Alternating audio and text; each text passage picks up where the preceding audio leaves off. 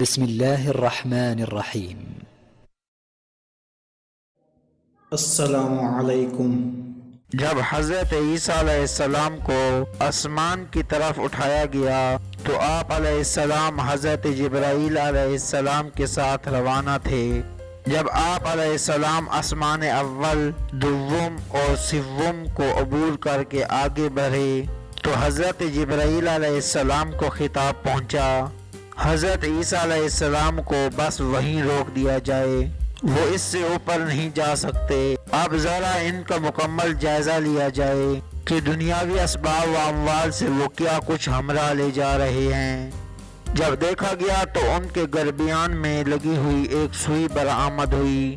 ان سے پوچھا گیا، آپ یہ سوئی اپنے ہمراہ کیوں لے آئے ہیں؟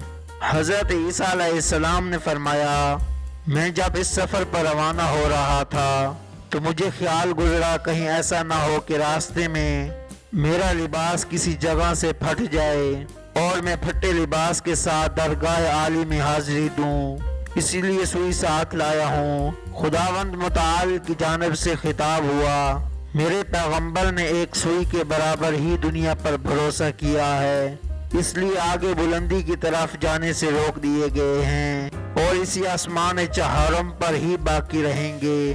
اگر وہ یہ سوئی ساتھ نہ لائے ہوتے تو ان کی منزل و مقام عرش الہی ہوتا۔